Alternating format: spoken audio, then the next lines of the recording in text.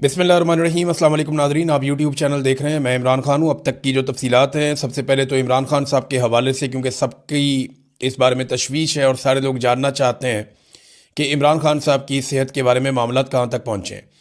देखें, उनकी जो दाईं आँख है उसकी बिनाई 85% तक ख़त्म हो गई है, और ये बात इमरान खान साहब ने अपने मुँह से नहीं कही।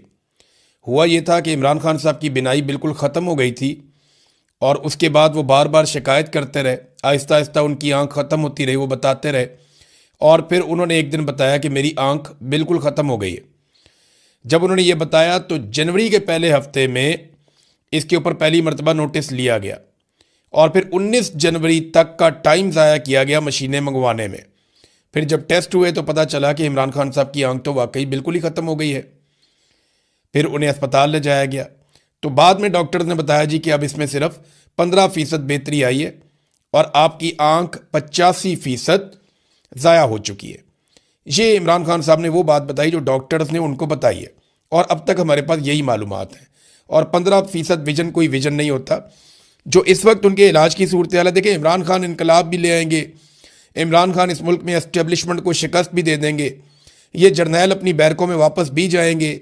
आसिम मुनीर साहब जो जुल्म कर रहे हैं ये हमेशा नहीं रहेगा, लेकिन इस वक्त इमरान खान की सेहत ज़रूरी है और उन्हें अपना इलाज करवाना चाहिए।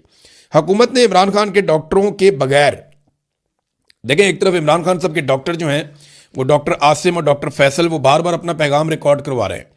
रात 12 बजे के बाद आज के दिन में भी उन्होंने अपना एक पैगाम रिकॉर्ड करवाया, और वो तहफ़्फ़ुज़ात का इजहार कर रहे हैं इमरान खान साहब की सेहत के हवाले से, क्योंकि उनका ये मानना है कि इमरान खान साहब की बीमारी उनकी आंख में नहीं है, बीमारी उनकी आंख तक पहुंची है, बीमारी उनके खून में है, और उनके ब्लड के अंदर कोई ऐसी चीज़ें शामिल हो गई हैं जिसकी वजह से क्लॉटिंग हो रही है, और वही क्लॉट उनकी आंख में पहुंचे हैं।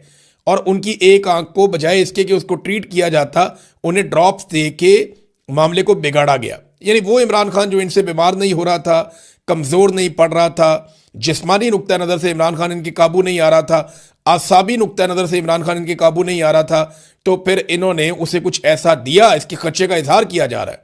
बहुत सारे लोग ये बात कर रहे हैं कि कुछ ना कुछ इमरान खान के साथ ऐसा किया गया जिसके बाद इमरान खान साहब की आंख तक पे इफेक्ट हुआ। अब डॉक्टर ये कहते हैं कि स्पेशलिस्ट के पास ले जाया जाए, ये सिर्फ आंख का मसला नहीं है, हमें दीगर सारे टेस्ट भी करने हैं। लेकिन इमरान खान साहब के ब्लड टेस्ट सामने नहीं आने दिए जा रहे, टेस्टों को और डॉक्टरों को कंट्रोल किया जा रहा है। ये इमरान खान की बहन ने पहले भी कहा था। बहरहाल अब 2 डॉक्टरों के ऊपर मुश्तमिल एक बनाया गया है पैनल, और ये डॉक्टर फैसला करेंगे अस्पताल मुंतकिल करने का इमरान खान को। इसमें एक डॉक्टर अमजद है, ये भी स्पेसिफिक जो आंख की बीमारी इमरान खान साहब को, जिसमें रेटिना स्पेशलिस्ट हैं ये एक, और एक और इसी बीमारी के डॉक्टर हैं डॉक्टर नदीम कुरैशी। ये 2 डॉक्टर्स पर मुश्तमिल, और ये दोनों डॉक्टर जो हैं वो अल शिफा के हैं। रोला यही पड़ा हुआ है कि इमरान खान साहब को शिफा इंटरनेशनल में लेकर जाना है या अल शिफा ट्रस्ट आई हॉस्पिटल जो है वहां पे लेकर जाना है। जो अल शिफा ट्रस्ट आई हॉस्पिटल है वहां पे इमरान खान साहब की फैमिली या उनके डॉक्टर्स नहीं चाहते कि इमरान खान को ले जाया जाए। वो एक रिटायर्ड जर्नैल वहां पे प्रेसिडेंट है, और यहां पे इमरान खान साहब को ले जाना चाहते हैं हुकूमत के लोग, और यहीं के 2 डॉक्टर्स पर मुश्तमिल एक पैनल इन्होंने बनाया है। इसका मतलब है यहीं लेकर जाना चाहते हैं, यहीं पर इलाज करवाना चाहते हैं। जबकि इमरान खान साहब के जो डॉक्टर्स हैं या उनकी फैमिली है या बाकी लोग हैं वो ये कह रहे हैं कि शिफा इंटरनेशनल में लेकर जाएं, जहां पे ज़्यादा सहूलियात हैं, तमाम तरह के टेस्ट हो सकते हैं, और वहां पे इमरान खान साहब की सेहत के मामलात को ज़्यादा बेहतर अंदाज में शफाफ तरीके से देखा जा सकता है। अब इस वक्त इमरान खान साहब की फैमिली को और डॉक्टर्स को उनसे दूर रखा जा रहा है, और उनसे बिल्कुल राय नहीं ली जा रही, उनसे बिल्कुल कॉन्सेंट नहीं किया जा रहा। ये एक दबाव तो इनके ऊपर है कि इमरान खान का इलाज करवाना है, इलाज तो ये करवाएंगे, लेकिन जिस तरह का इलाज उनका होना चाहिए उस इलाज की तरफ ये नहीं बढ़ रहे, और बातें बीच में की जा रही हैं डील की। देखिए, अगर डील हो रही होती ना तो इमरान खान की कम से कम अहलिया इस वक्त अपने घर में होती। अगर डील हो रही होती ना तो बुशरा बीबी अपने घर में होती। डील हो रही होती तो इमरान खान साहब की मुलाकातें खुल चुकी होती। डील हो रही होती तो वकला भी मिल रहे होते, लीडर्स भी मिल रहे होते, इमरान खान साहब अहकामात जारी कर रहे होते। तो डील तो बिल्कुल नहीं हो रही। अगर डील होती है तो फिर चीज़ें होती हुई आपको दिखाई भी दे देती हैं। अभी एक दिन पहले की बात है, इमरान खान साहब की बहनों ने आसिम मुनीर पर शदीद तनकीद की है, जो कुछ भी इमरान खान साहब के साथ हो रहा है इस सारी सूरत हाल को लेकर। तो फिर ये डील वाली बातें जो ना ये हवा में, इनके अंदर कोई हकीकत नहीं है। इधर मीडिया की DSNG जो है वो कुछ लगी हुई हैं अल शिफा ट्रस्ट हॉस्पिटल के अंदर, اور کچھ لگی ہوئی ہیں اڈیالہ جیل کے باہر. تو میں ایک بات آپ کو بتا دوں کہ ایسے کیسز میں میڈیا والے یہ بات ذہن میں رکھیں کہ 2 یا 3 مرتبہ پروٹوکول نکالے جاتے ہیں. اگر جیل سے گاڑیوں کا ایک بہت بڑا قافلہ باہر نکلے اور آپ کو لگے کہ اس کے اندر عمران خان صاحب الشفا کی طرف جا رہے ہیں, تو ضروری نہیں ہے کہ اس میں عمران خان صاحب ہوں. جب آپ سارے میڈیا والے ان گاڑیوں کے پیچھے لگ جائیں گے تو اس کے بعد کوئی اور گاڑی نکلے گی. جیسے کہ شہید ارشد شریف کی میت کو جب ایئرپورٹ سے نکالا گیا تو وہاں پہ ڈسیو کیا گیا لوگوں کو, کچھ ایمبولینسز بھگا دی گئی, لوگ ان کے پیچھے پیچھے بھاگتے رہے, اپنی گاڑیاں لے کے چلے گئے اور بہت سارے لوگوں کو گمراہ کیا گیا, اور بعد میں جو ایمبولینس تھی اس کو نکالا گیا اور اس کو ایک اور ہاسپٹل کی طرف لے کر چلے گئے. تو یہ کرتے ہیں اس طرح. یہ میرے ساتھ بھی انہوں نے ایک دفعہ ایسے کیا, شہباز گل کے ساتھ بھی نارمل ہے, یہ روٹین ہے ان کی. یہ ایسے ہی لوگوں کو گمراہ کرتے ہیں کہ ہم نے ادھر کو گاڑیاں نکالی ہیں, لوگ ادھر چلے جائیں گے تو ہم بعد میں گاڑیاں نکال کے دوسری طرف چلے جائیں گے. اب یہ کسی کو نہیں پتا کہ عمران خان کو انہوں نے لے کر کہاں جانا ہے, لیکن ڈاکٹروں کا پینل انہوں نے بنا دیا ہے. اور ڈیل ویل کی جو کہانیاں یہ سناتے ہیں, ڈیل تو ہو کوئی نہیں رہی, نہ عمران خان نے کوئی ڈیل کرنی ہے. عمران خان نہیں ان سے ڈیل کرتا. اس نے اپنے بیٹوں سے بات کرتے ہوئے کیا کہا, میں ٹھیک ہوں, میری آنکھ خراب ہو گئی ہے. کہ بہت بڑا دل چاہیے ایک بندے کو یہ بات کرنے کے لیے. لوہے کے اعصاب کا آدمی ہے وہ نواز شریف تو کبھی نہیں بنے گا, نہ وہ زرداری بنے گا. نواز شریف نے اپنی پوری زندگی ایسی تکلیف کے 10 دن نہیں گزارے ہوں گے جیسی عمران خان صاحب اس وقت تکلیف گزار رہے ہیں. آصف علی زرداری نے بھی جیل کاٹی. ابھی آصف علی زرداری کو بھی لانچ کیا گیا, حالانکہ صدر پاکستان ہے, کہ جناب آپ بھی سٹیٹمنٹ دیں. وہ آگے تھے جی میں نے تو اتنی لمبی سالوں تک جیل کاٹی ہے, میں جیل کاٹنے والا بندہ ہوں. ابھی جناب ان کو 1.5 سال نہیں ہوا اور انہوں نے چیخیں مارنا شروع کر دی ہیں, مجھے باہر نکالو, میری آنکھ میں درد ہو رہا ہے, مجھے دودھ نہیں مل رہا. اب یہ جناب باتیں کر رہا ہے آصف علی زرداری, صدر پاکستان. جعلی اس لیے کہ جنہوں نے ووٹ ڈالے وہ سارے جعلی ہیں, تو صدر بھی جعلی ہے. اب جناب آصف علی زرداری صاحب کی اپنی جو جیل ہے اس کے کیا قصے سنائے جائیں. میرے یہاں پہ یہ ویلاگ ہے, اس میں ہماری خواتین بہنیں مائیں بھی دیکھتی ہیں. بس میں اتنا آپ کو بتا دیتا ہوں کہ آصف علی زرداری صاحب کو کچھ عرصہ تکلیف رہی, اور وہ بھی نواز شریف صاحب کے دور میں انہوں نے تکلیف دینے کی کوشش کی. اس کے علاوہ تو انہوں نے وی آئی پی قسم کی جیل کاٹی ہے. یہ تو اسپتال سے کبھی جیل والی سائڈ پہ جاتے ہی نہیں تھے. آصف علی زرداری کی درجنوں ویڈیو اور تصویریں موجود ہیں جیل کے دوران جب ان کی موجیں لگی ہوئی تھی. بے نظیر بھٹو صاحبہ ان سے ملنے جاتی تھی, اپنے بچوں کو لے کر ایک دفعہ وہ گئیں اور وہ تصویریں بنا کے انہوں نے وائرل کر دیں. آصف علی زرداری کی تو ان کے ساتھیوں سے ملاقاتیں ہوتی تھیں, گھر سے کھانے آتے تھے, باقاعدہ موجیں لگی ہوئی تھیں, ہر طرح کی چیز ان کو ملتی تھی. اسپتال میں ضیاء شاہد صاحب جب ملنے کے لیے گئے, جرنلسٹ ہیں, فوت ہو گئے اب, ضیاء شاہد صاحب جب جیل میں ملنے کے لیے گئے, پتہ چلا اسپتال میں گئے تو پتہ چلا جی ساتھ ایک کوٹھی ہے جس کے اندر زرداری صاحب ہیں, اور وہاں پہ زرداری صاحب کی خدمات سر انجام دی جا رہی تھی. وہ بڑے عجیب و غریب قسم کا ماحول تھا وہاں پہ. اب وہ انہوں نے بتا دی تھی وہ بات, میں یہاں پہ بات نہیں کرتا, لیکن زرداری صاحب کو احساس کرنا چاہیے کہ ایسی جیل ان کے پورے خاندان میں کسی نے نہیں کاٹی جیسی جیل عمران خان کاٹ رہا ہے.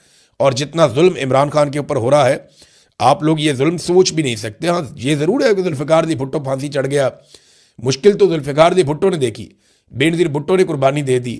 زرداری تو بینیفیشری رہے ان معاملات کے. گو کہ زرداری نے جیل کاٹی, لیکن وہ جیل ایسی نہیں تھی جیسی جیل عمران خان کاٹ رہا ہے. اس کی بیوی بھی ساتھ جیل میں ہے, اس کے رشتہ دار بھی جیل میں, اس کی بہنوں کو روزانہ بلا کر ذلیل کیا جاتا ہے. زرداری صاحب کی ملاقاتیں ہوتی تھیں, یہاں ملاقاتیں بھی روک دی گئی ہیں. یہ آسان نہیں ہے. پاکستان تحریک انصاف نے ناظرین جو احتجاج ہے اس کو تیز کیا ہوا ہے. آہستہ آہستہ احتجاج کی شدت بڑھ رہی ہے. کراچی میں لوگ نکلے, انہوں نے احتجاج کیا. لاہور میں لوگ نکلے, انہوں نے احتجاج کیا. کچھ جگہوں پہ لوگ بند کرتے ہیں, پھر کھل جاتا ہے, پھر بند کر دیتے ہیں, پھر کھل جاتا ہے. تو اب یہ والی حکمت عملی سے لوگوں نے علاقوں کی شاہراہوں کی بندش شروع کی ہے. اب خیبر پختونخوا سے جو پنجاب کے سارے رستے ہیں وہ لگ بھگ سارے بند ہو چکے ہیں. خیبر پختونخوا کا جو رابطہ ہے وہ باقی صوبوں سے کٹا ہوا ہے اس وقت, کیونکہ خیبر پختونخوا کی عوام نے مختلف رستے سارے بند کر دیے. اب اسی طرح بلوچستان میں بھی احتجاج کی شدت میں اضافہ ہو رہا ہے, سندھ میں بھی, اور پنجاب میں کبھی بندش ہوتی ہے کبھی کھل جاتا ہے. گلگت بلتستان سے آنے والی شاہراہ جو ہے وہ بھی بند ہے, جبکہ کشمیر کے رستے آج یہ دعویٰ کیا گیا ہے, کیونکہ کشمیر میں احتجاج تو کافی ہوا, لیکن اب یہ دعویٰ کیا گیا ہے کہ کشمیر کی شاہراہیں جو جڑتی ہیں پاکستان کے ساتھ ان کو بھی بند کر دیا جائے گا, اور کشمیر کے شہری وہاں پہ احتجاج کریں گے. مراد سعید نے ناظرین اپنا استعفیٰ پیش کر دیا. میں ذرا آپ کو پڑھ کے سنا دیتا ہوں مراد سعید نے کیا کہا اپنے استعفے میں. مراد سعید نے کہا جی میری پارٹی کی آدر سے گزارش ہے کہ منت ترلے اور مصلحت کی سیاست بہت ہو گئی, ہمیں اس ناجائز حکومت کی جڑوں پر وار کرنے کی ضرورت ہے.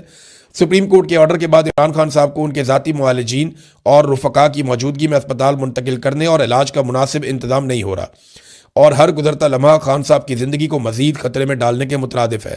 پارلیمان کے سامنے اور پرامن دھرنے دینے والے ہمارے ممبران کو اس پارلیمنٹ میں محصور کر دیا گیا ہے، جس میں سجائے جعلی ایوانوں کا ایک ہی مقصد رہ گیا ہے: افراد کے مفادات کا تحفظ، آئین کی پامالی اور عوام کا استحصال۔ ہمیں فوری طور پر سینٹ، قومی اسمبلی پنجاب اور سندھ اسمبلی سے یکمشت استعفے دے دینے چاہیے۔ اس ضمن میں اپنا استعفیٰ پارٹی نگران چیئرمین بیرسٹر گوہر خان اور جنرل سیکرٹری سلمان اکرم راجہ کو ارسال کر رہا ہوں، اور ساتھ ہی ملک کے تمام شہروں میں عوام، پارٹی تنظیمیں، یوتھ ونگ اور آئی ایس ایف اپنے اپنے شہروں کی مرکزی سڑکیں بند کرنے اور احتجاج کا سلسلہ جاری رکھیں۔ یہ مراد سعید نے کہا ہے۔ ناظرین، کچھ اور بھی بیانات آئے ہیں، سخت بیانات ہیں۔ ان میں ایک بیان جو ہے وہ جاوید ہاشمی صاحب کا ہے، لیکن ایک بات آپ ذہن میں رکھیں کہ خالد خورشید نے گراؤنڈ پہ بہت کام کیا ہے اس احتجاج کے سلسلے میں، اور انہوں نے کہا جی کہ پاکستان تحریک انصاف کے کارکنان نکلیں اور ساری شاہراہیں بند رکھیں۔ عمران خان کے لیے آپ کے دلوں میں بہت محبت ہے۔ آج معاملات زبانی کلامی یا سوشل میڈیا کے میسیجز سے حل نہیں ہوں گے۔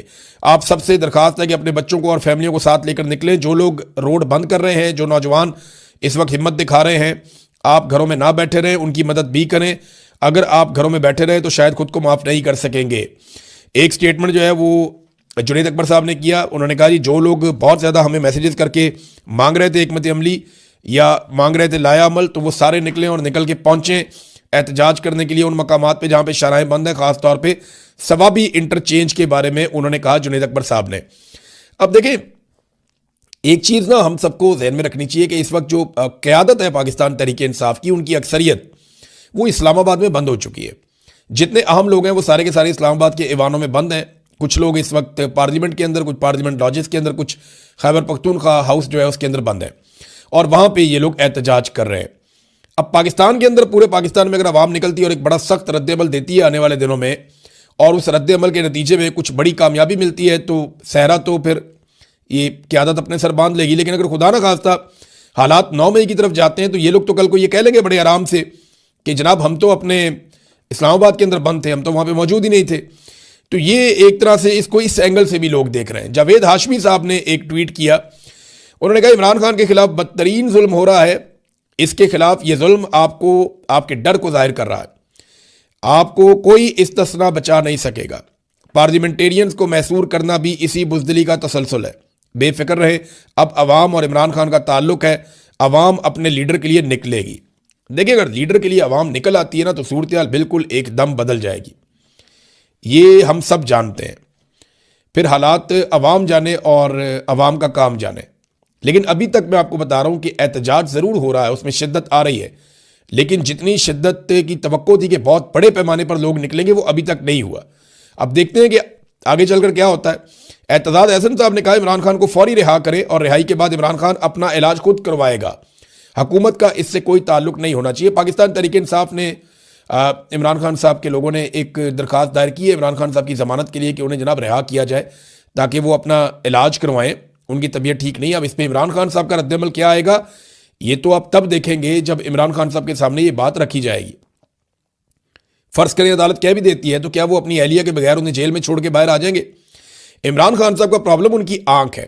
ان کی آنکھ کے اندر جس قسم کی صورتحال پیدا ہو چکی ہے، انہوں نے اپنے وکیل کو بھی یہ کہا کہ سہولیات کو چھوڑو، یہاں پہ مجھے کیا سہولیات مل رہی ہیں، ان ساری چیزوں کو دفع کرو۔ یہ صرف دفع کرو کا لفظ میں نے اپنے سے بول لیا، لیکن عمران خان صاحب کا سٹائل یہی ہے کہ ان ساری چیزوں کو چھوڑو، میری آنکھ کے بارے میں بتاؤ، اگر یہ ٹھیک ہو سکتی ہے تو اس کو بچایا جائے۔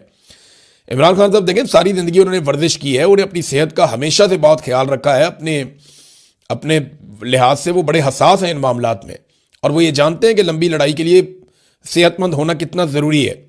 اب اس صورتحال میں عمران خان صاحب کو باقاعدہ بلیک میل کیا گیا کہ کسی طرح عمران خان صاحب کو ایسی باتوں پہ منا لیا جائے کہ وہ بولیں گے نہیں، بات نہیں کریں گے، ٹھیک ہے آپ کا علاج کروا لیتے ہیں۔ لیکن عمران خان صاحب نے ابھی تک کی اطلاع کے مطابق کسی قسم کا بھی کمپرومائز نہیں کیا۔ اعتزاز احسن نے کہا کہ عمران خان کو ایک آنکھ کی بینائی 85% چلی گئی ہے، یہ چھپانے کے لیے انہیں 60 دن تک قید تنہائی میں رکھا گیا۔ کہاں گئے ججز اور کہاں گئی عدالتیں؟ یہ یاد رکھنا چاہیے کہ قیامت والے دن آنکھ کے بدلے آنکھ دینا پڑے گی، یہ بات ٹھیک ہے، اور حافظ قرآن ہے آرمی چیف، ان کو تو پتہ ہونا چاہیے کہ قیامت والے دن آنکھ کے بدلے آنکھ ہی دینی پڑے گی، آپ جو مرضی کر لیں، اللہ رب العزت کا انصاف ہونا ہے۔ بار کونسلز نے ہلکی پھلکی آواز اٹھانا شروع کی ہے ناظرین، وکلا کہیں کہیں آواز اٹھا رہے ہیں۔ پاکستان بار کونسل نے بھی تشویش کا اظہار کیا اور انہوں نے کہا جی عمران خان صاحب کا جو ہے ان کی مرضی کے بہترین ڈاکٹروں سے معائنہ کروائیں اور طبی سہولیات ان کو فراہم کی جائیں۔ اب ناظرین ایک باریک واردات پاکستان میں ڈالی جا رہی ہے، تھوڑا سا میں آپ کو اس کے بارے میں بتا دوں۔ ایک تو جیو نیوز نے 3 مرتبہ، میں نے خود ایسے کلپ دیکھے ہیں جن میں جیو نیوز نے یہ پروپیگنڈا پھیلایا کہ جناب یہ کہا جا رہا ہے عمران خان کے حامیوں کی جانب سے، جناب یہ کہا جا رہا ہے، وہ کہا جا رہا ہے کہ عمران خان صاحب کی جیل میں موت ہوگی۔ ایسی کوئی بات عمران خان کے کسی حامی نے نہیں کہی۔ یہ جیو نیوز کون سا پروپیگنڈا چلا رہا ہے؟ یہ کیوں یہ باتیں بار بار کر رہے ہیں؟ ایک دفعہ ان کے اینکر نے کہا، ایک دفعہ پرویز رشید نے کہا، ایک دفعہ ایک اور نے کہا، اور وہ بار بار یہ بات کرتے ہیں عمران خان کی موت کی خبر جناب جیل سے یہ پھیلا دی جاتی ہے۔ کس نے پھیلائی ہے؟ کسی شخص نے پاکستان تحریک انصاف میں سے ایسی بات نہیں کی، کوئی ایسی بات نہیں پھیلا رہا۔ یہ صرف لوگوں کی ذہن سازی کر رہے ہیں، یہ باریک واردات ڈال رہے ہیں، ان کے اوپر آپ نظر رکھیں۔ یہ جیو گروپ یہ حرکت کر رہا ہے اور میں نے ان کے چینل پہ یہ سنا ہے۔ اس کے بعد جناب سہیل وڑائچ جیسے لوگ جو ہے وہ ظلم کو نارملائز کرنے کے لیے کالم لکھ رہے ہیں کہ جناب بھٹو بھی تو مارا گیا تھا، تو عمران خان بھی دیکھیں نا، مرنے سے پہلے اس کے بھی دانت میں درد ہو رہی تھی، اب عمران خان صاحب کی آنکھ میں ہو رہا ہے تکلیف۔ یعنی یہ ان چیزوں کو نارملائز کر رہے ہیں کہ پہلے بھی یہ ظلم ہو رہا تھا تو آج بھی ظلم ہو رہا ہے۔ یہ جیسے کوئی بہت بڑا ظلم ہو جاتا ہے تو یہ فوری طور پہ آ جاتے ہیں میدان میں، نہیں جی نہیں، یہ پہلی دفعہ نہیں ہوا، یہ پہلے بھی ہوا تھا۔ اور بے شرمو، جو ظلم ہوتا ہے وہ ظلم ہوتا ہے، وہ جب بھی ہوتا ہے اس کو روکنا ہوتا ہے۔ میری گزارش ایسے لوگوں سے یہ ہے، خاص طور پہ انصار عباسی صاحب سے اور سہیل وڑائچ صاحب سے، انہیں چاہیے کہ اکیلے میں بیٹھیں اور بیٹھ کے سوچیں۔ اگر ہو سکے تو کسی مسجد میں جائیں، نماز پڑھیں 2 نفل، اور بیٹھ کر سوچیں کہ کیا ظالم کے ساتھی بن کے اس کی مدد کر کے یہ مظلوم کے لیے مجرم نہیں بن رہے؟ کیا ان کو کل جواب نہیں دینا پڑے گا؟ کیا انہیں اللہ رب العزت سے ڈر نہیں لگتا؟ جتنا ظلم اس جابر نظام نے کر دیا ہے، یہ اس کے ساتھی کیوں بن رہے ہیں؟ یہ اس میں اپنے آپ کو باہر بھی رکھ سکتے ہیں۔ ان کے اپنے ساتھی ان کو خفت کا اظہار کر رہے ہیں، جناب آپ نہ ہی لکھتے تو بہتر تھا۔ بہت سارے لوگ اس طرح کی باتیں کر رہے ہیں، اور ادارے بھی ایک بات سمجھ لیں، انہیں نا دیکھا ابھی ابصار عالم صاحب نے بھی اسی قسم کا ایک شدنی چھوڑ دی کہ عمران خان کی آنکھ بالکل ہی ختم ہو گئی۔ اب دیکھیں نا، یہ ان کے پاس خبر ہو سکتی ہے کیونکہ دیکھیں پی ایم ایل این کی حکومت ہے، نواز شریف کے پاس پل پل کی رپورٹ ہے، مریم نواز کے پاس رپورٹ ہے، عاصم منیر کے پاس رپورٹ ہے، کچھ جرنیل ہے ان کے پاس رپورٹ ہے، اور آپ کو پتہ ہے ابصار عالم کن لوگوں کے لیے کام کرتا ہے، تو ابصار عالم کے پاس رپورٹ ہو بھی سکتی ہے، لیکن یہ چیزوں کو لوگوں کو ذہنی طور پہ تیار کر رہے ہیں کسی حادثے کے لیے، ایسا دکھائی دیتا ہے۔ اب یہ جو امکان ایک پیدا ہوتا تھا نا پاکستان میں، یہ میں اسٹیبلشمنٹ کو ایک بات کلیئرلی سمجھانا چاہتا ہوں۔ اسٹیبلشمنٹ بولے تو پاکستان کے سارے کور کمانڈرز وہ بھی سن لیں، پاکستان کی فوج بھی سن لیں، پاکستان کے جتنے بھی اسٹیبلشمنٹ کے تگڑے لوگ ہیں، خاص طور پر ملٹری اسٹیبلشمنٹ، سارے سن لیں کہ اگر کوئی امکان تھا نا کہ یہ نفرت کم ہو جائے گی پاکستان میں، اداروں اور عوام کے بیچ میں جو خلیج پیدا ہو رہی ہے وہ بھر جائے گی، تو یہ جو گھٹیا حرکت ہوئی ہے نا، اس کے بعد یہ نہیں بھرے گی۔ یہ جو روایتی جماعتوں کو اس بات کی امید تھی کہ ان کو جمہوری تسلیم کر دیا جائے گا، پیپلز پارٹی کو، پی ایم ایل این کو، شریف خاندان کو، زرداری خاندان کو، تو یہ نہیں ہوگا۔ خاص طور پہ اسٹیبلشمنٹ کے لیے یہ سوچنے کی بات ہے کہ انہوں نے اپنے سارے رستے بند کر لیے ہیں، اور اب انہیں اندازہ ہو جانا چاہیے کہ ان کی واپسی کا امکان تقریباً ختم ہو گیا۔ عوام اب انہیں کبھی تسلیم نہیں کرے گی۔ جو کچھ یہ عوام کے سب سے مقبول لیڈر کے ساتھ کر رہے ہیں نا، اس کا رد عمل آئے گا، آج نہیں آئے گا تو کل آئے گا۔ لوگ نہیں مانیں گے، آپ جو مرضی کر لیں۔ اب تک لیے اتنا ہی، اپنا خیال رکھیے گا، اپنے اس چینل کا